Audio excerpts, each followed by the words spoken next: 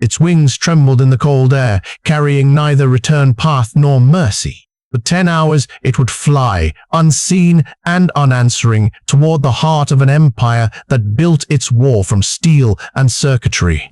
Below, a soldier's screen glowed, a target lock forming, tungsten rounds ready to shred whatever ghost was crossing his sky. The hit probability read 94%.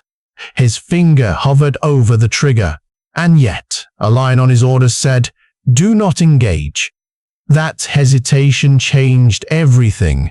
1 second of trust, 1 second of doubt, enough to let a machine without a voice rewrite the rules of defense. From this moment, we follow that flight through jammers, radars, and storms of metal to learn how ingenuity defeated precision.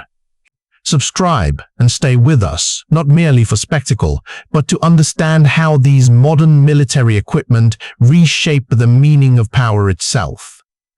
The forward post smelled of oil and cold metal. A single lamp threw a circle of yellow on the console. Beyond it, the horizon was a hard line. The operator had been awake for hours. His name did not matter to the story. He was, in that moment, the sum of training, habit, and a hand that would decide whether metal lived or died. On his screen, a contact painted itself in slow, inevitable green, twin booms, 12 meters of wingspan, a silhouette that matched a Bayraktar profile. The Japard's tracking cursor locked, and the fire control readout flickered to life. He had learned his trade in small, bitter lessons. Once, not long ago, an apparently friendly TB2 had been turned and used against his unit. The memory of wreckage at Bakhmut still tasted of iron. That history sat like a weight behind his eyes.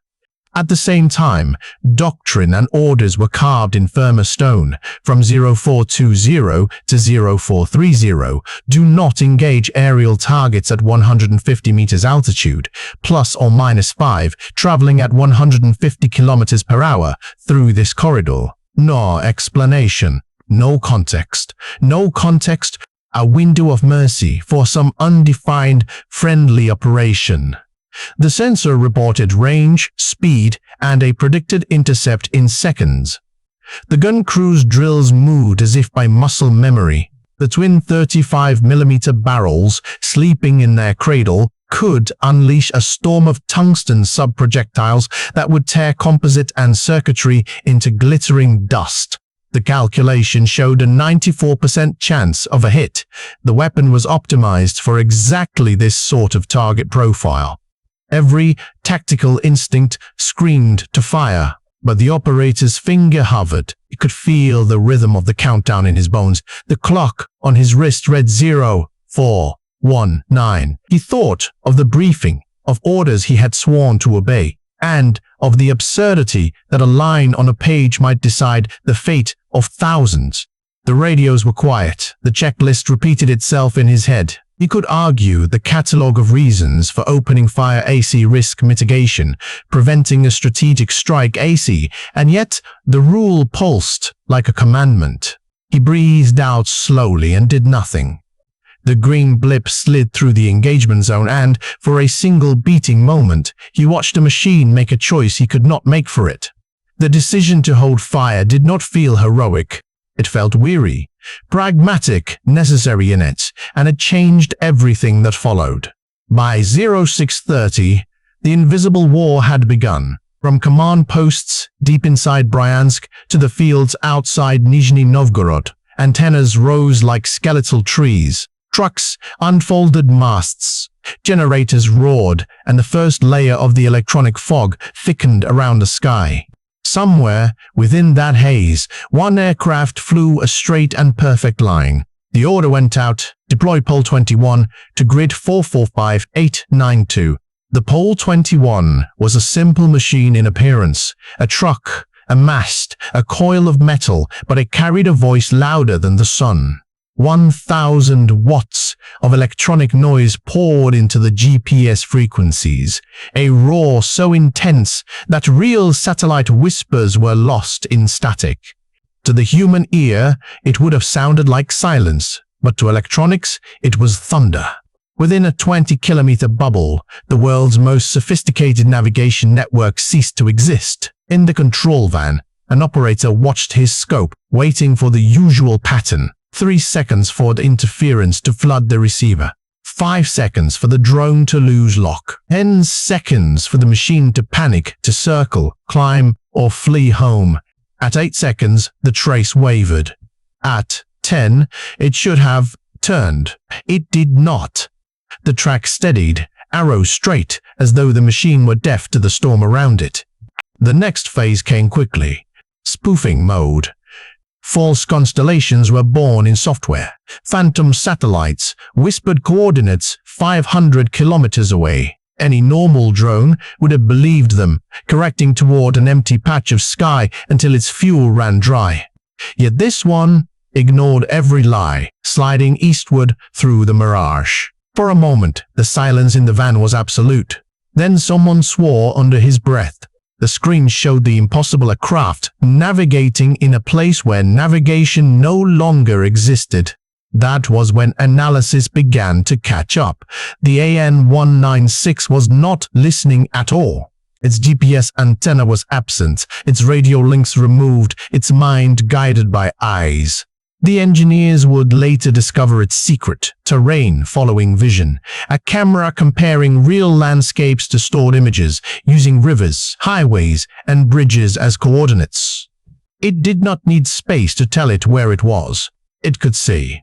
Against these modern military equipment, designed to blind, deafen, and deceive, the simplest truth, to look by, became invincible. By the time reports reached Sector Command, disbelief had turned to unease. Radar logs confirmed what jamming crews refused to accept. The target had crossed the Pole 21's dead zone without a single deviation. Every layer of the electronic curtain had failed.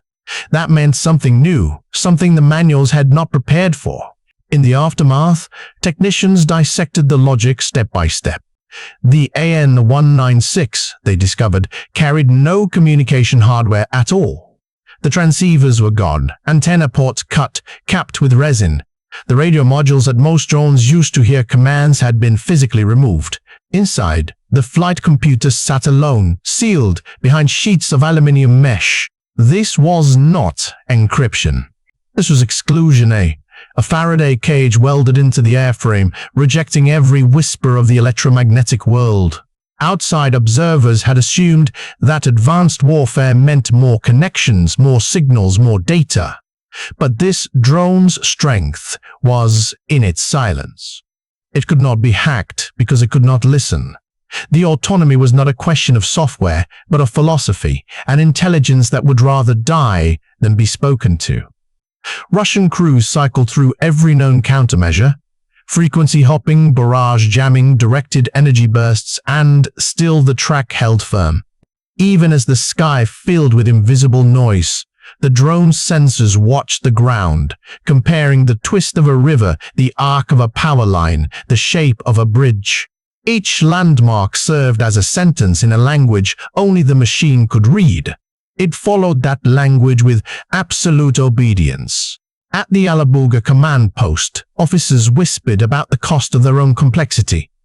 Their systems depended on order, on data, on protocols. The intruder depended on none of them. It was a paradox in motion, a machine that had become free precisely because it was deaf. And somewhere far below, its mechanical eyes adjusted to the sunrise, recalibrating against the glare. It had no soul, no code of honor, yet its purpose was clear: to strike where certainty lived. Against empires of circuits and servers, a single blindfolded ghost had found the purest form of sight. By 0945, the long-range eyes of the defense network finally caught the intruder. The 92N6E gravestone radar, heart of the S400 battery, hummed to life. 10,000 transmit-receive modules poured 100 kilowatts of energy into the air, searching for the clean geometry of a target. On their screens, the world became a pattern of echoes: clouds, terrain, aircraft, and noise. Among them, one trace glided at 50 meters, slow, steady, small. The range read 89 kilometers. Classification: possible Bayraktar, 12-meter wingspan, twin boom. Impossible, the duty officer muttered. Turkish drones could not reach this far. The anomaly was logged, but confusion ruled the room. They had been awake all night. Their replacements were due in 15 minutes. The fatigue that creeps in before relief turns sharp minds dull. Physics worked against them. Radar strength falls not by halves, but by powers. The cross-section of this drone, half a square meter, reduced detection range from 250 kilometers to barely 100. And worse, it flew low, hugging the curvature of the earth where the beam grazes the ground and dies in clutter. Hills, trees, rooftops, each reflection became part of a dense fog at the edge of the scope. Within that fog, the drone could vanish simply by dropping a few meters. At 1000 hours, the night shift packed its notes. Possible UAV contact, bearing 087. Lost in clutter. No action. The signature formality of exhaustion. Between 1000 and 1015, when the day crew settled in, the AN-196 passed 40 kilometers beyond their station. Invisible, unremarked, unopposed. Later, analysts would call it the shift gap. 15 minutes, when responsibility was shared by no one. A gap that exists in every system born of the human need for rest.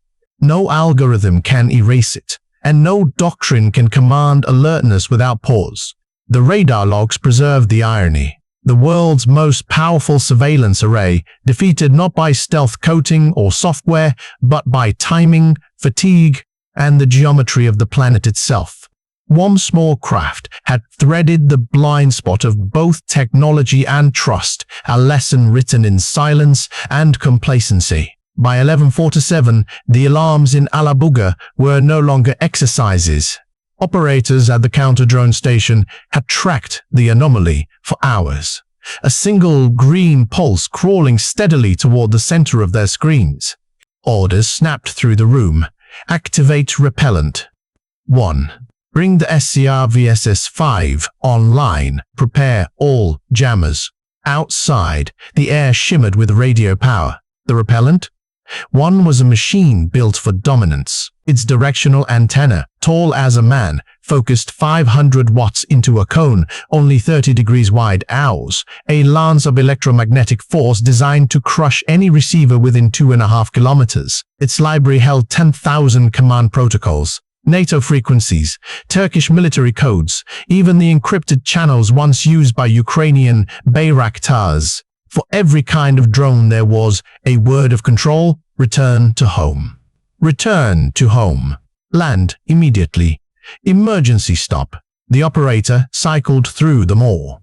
The sky filled with silent commands that no one could hear. The AN-196 flew on, straight and cold, its flight path unbroken. It neither slowed nor climbed. It did not even tremble. So, the station escalated. The SCR-VSS-5 joined the assault, flooding the air with false satellites, signals 1,000 times stronger than genuine GPS, each one describing a phantom location 500 kilometers away. The idea was simple: deceive the machine into turning, then let distance and fuel finish the kill.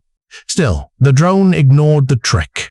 Analysis came in from the secondary screen. It was following landmarks: road, tower, river, bend, as if the Earth itself were its map. Visual navigation, pure and relentless. Frustration turned to disbelief. 14 jammers engaged at once, from 100 megahertz up to 6 gigahertz, a storm of electronic noise strong enough to make circuits stutter. Yet within its aluminium shell, the drone's computers were wrapped in Faraday cages, immune to the chaos outside. Sensors blinked calmly through filtered glass. The autopilot read, waypoint 1146 achieved. Proceed to 1147. Inside the control room, the operators faced the quiet truth. The intruder could not hear them, and therefore could not be stopped. Against their towers, antennas, and $1 billion worth of these modern military equipment, A handmade ghost simply refused to listen. The last hope of interception vanished with the hum of the jammers fading into the air. They called it the final minute, but there is no such thing when mass and speed meet thin steel. As the AN-196 passed the last waypoint, it made a small climb to clear local terrain house 200 meters. A breath defined the line of sight, and the radar locks flared like red warnings across 3 consoles. For a heartbeat, the classification returned to the comfortable label the crews knew how to fight: Bayraktar profile, twin boom, 12-meter wingspan. For that heartbeat, the defenders believed they had the language to respond. Then the target off. Speed ate the air. The drone folded into a terminal dive and became a spear. It accelerated to 180 kilometers per hour, not supersonic, but fast enough to make reaction time a memory. Alabuga's last nets were not built for that mass. Their meshes and grids were designed to stop small multicopters and light ordnance, not a heavy, purpose-built aircraft with momentum on its side. The grid sheared as the hull met lattice. Structural steel behaves in sudden ways. Under kinetic insult, it bends, it tears, and then it fails. There was no long, cinematic creak, only a single, savage thunk as the drone punched through the roof skin. The thermal head was a small, hidden wound in the aircraft's nose. What happened next was mechanical inevitability. It breached, some internal structure gave, and the warhead found store space and fuel. For those outside the facility, the first sign was light.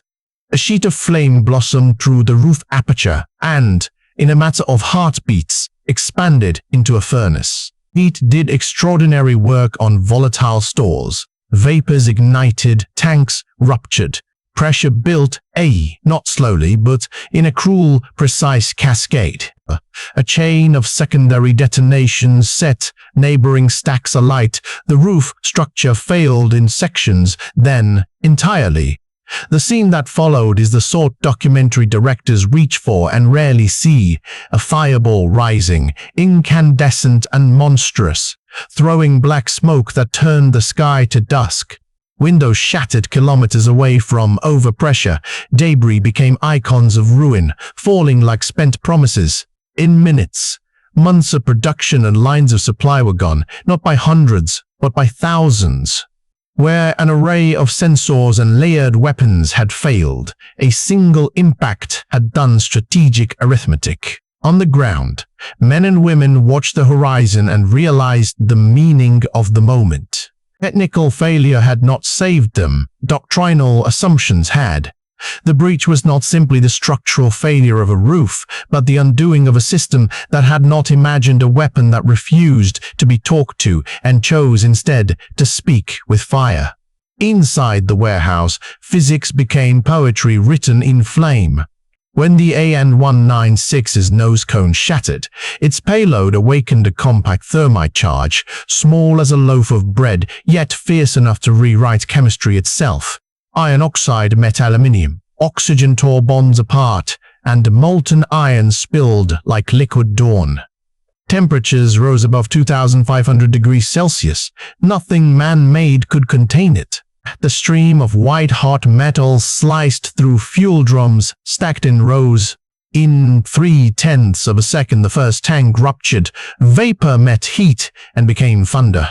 Expansion followed, 8,000 to 1, pressure clawing at walls, tearing seams. 2 seconds, 50 drones caught fire in sympathy. 8 seconds, the internal pressure reached 3 atmospheres. Roof beams groaned and failed. 15 seconds. The northern wall folded outward like paper. At 30, the entire structure collapsed into itself, a single incandescent lung exhaling everything it had. Witnesses described a pillar of fire 800 meters high, turning morning to brass. Overpressure shattered windows 5 kilometers away. Shock waves rippled across the plain. For 6 months of production and $500 million of materials, there was now only a crater glowing orange at its edges. Beyond spectacle lay the quieter mathematics of consequence. Logistics officers understood it before the smoke cleared. 5,500 Shahed drones, half a year of bombardment, erased in under a minute. Supply chains snapped. Timetables collapsed. The rhythm of attack broken not by a campaign, but by a single strike. Analysts would later call it autonomous deterrence.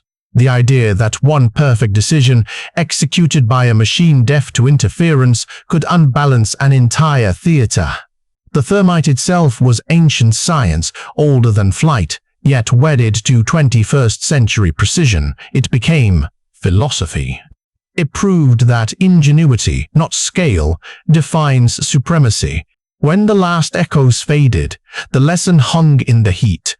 Modern war no longer rewards volume but vision. Amid the ashes of $1 billion complex, the message burned brighter than the ruins. That adaptability, not armor, decides survival.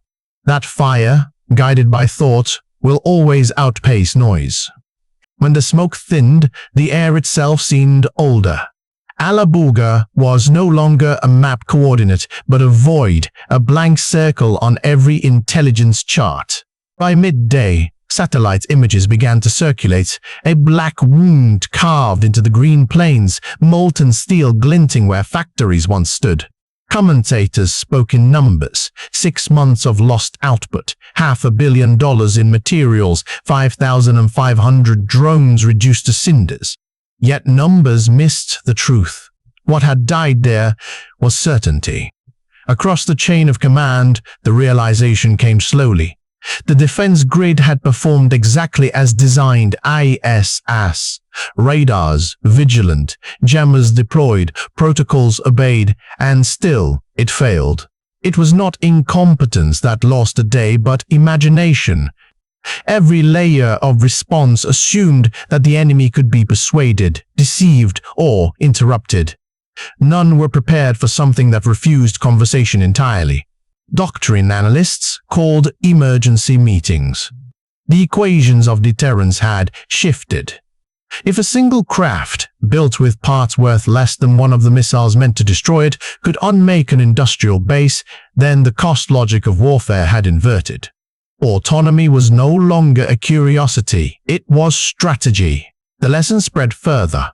Engagement windows, those 10-minute intervals of hesitation designed to prevent friendly fire, were recognized as the fragile seams between technology and human trust.